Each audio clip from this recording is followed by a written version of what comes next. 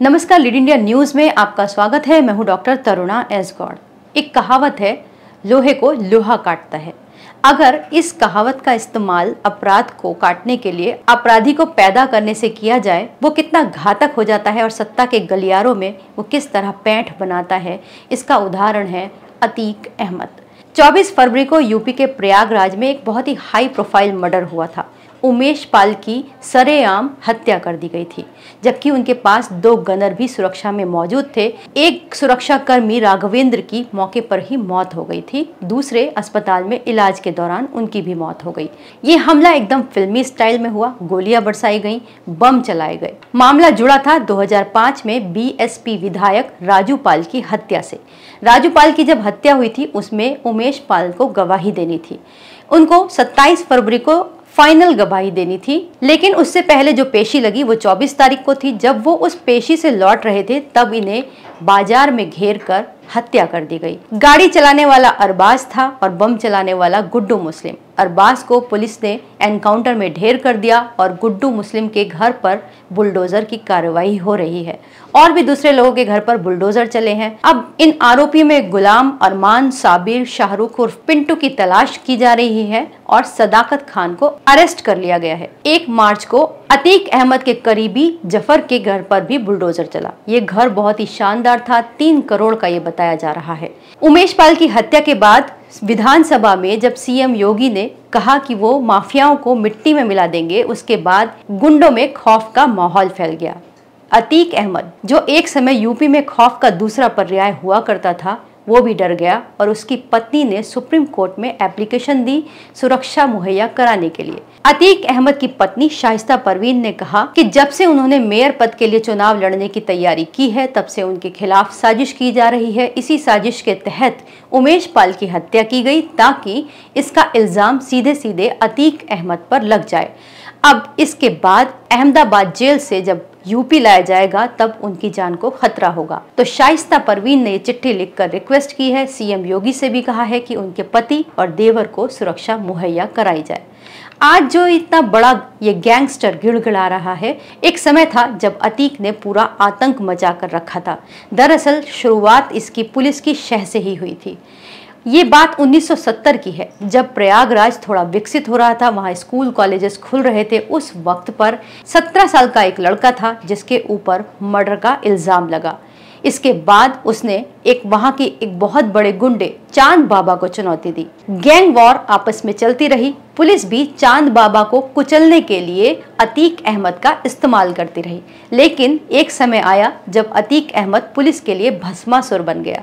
तब पुलिस ने अतीक अहमद को कुचलने की कोशिश की, लेकिन तब तक राजनीति में उसका इतना रसूख हो चुका था कि जब वो अरेस्ट हुआ तो एक फोन आया और उसको छोड़ना पड़ा। इसके बाद अतीक अहमद ने समझ लिया कि अगर वो बाहर रहा तो पुलिस के हाथ चढ़ जाएगा, क्योंकि पुलिस एक्शन में आ चुकी थी। उसने सबसे अच्छा रास्ता देखा, वो था राजनीति का।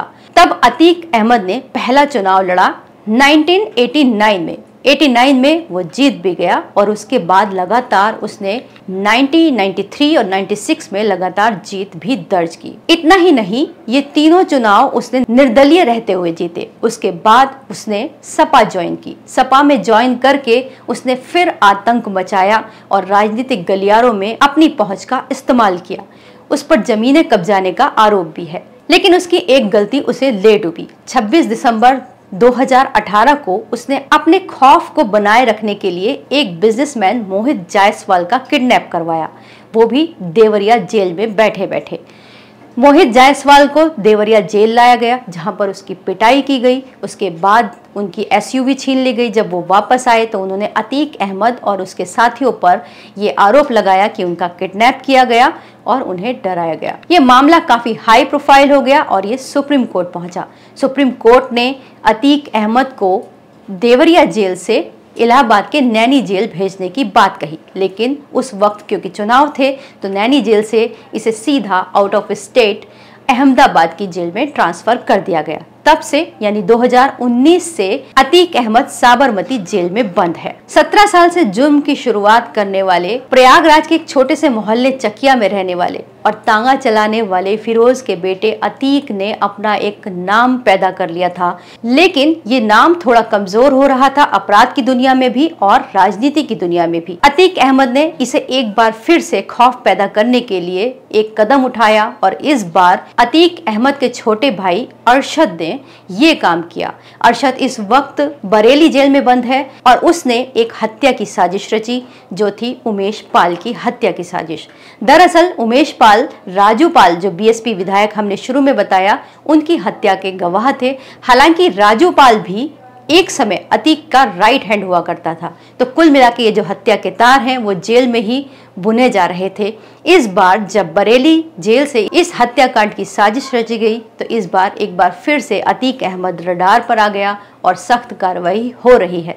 लेकिन हैरानी की बात है कि अतीक अहमद ने अपने बहुत सारे चुनाव जेल के अंदर बैठकर लड़े। तो ये हमारे एक सिस्टम पर उंगली ही है, लोकतंत्र पर उंगली है, जिसको कि लोग दूसरे देशों में जाकर गलियाते हैं और कहते हैं कि एक हमारा लोकतंत्र कमजोर है।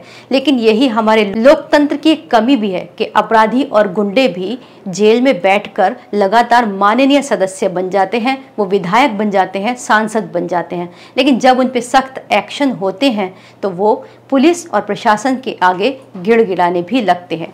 तो जुर्म चाहे कितना भी एक वक्त पे खौफनाक दिखता हो, ताकतवर दिखता हो, लेकिन उसकी कहानी जरूर खत्म होती है। जैसे अतीक अहमद की कहानी अब खत्म होने वाली है। इस वीडियो को लाइक करें, हमारे चैनल को सब्सक्राइब करें। हमारे वीडियो सबसे पहले देखने के लिए बेल आइकन प्रेस करना ना भूलें।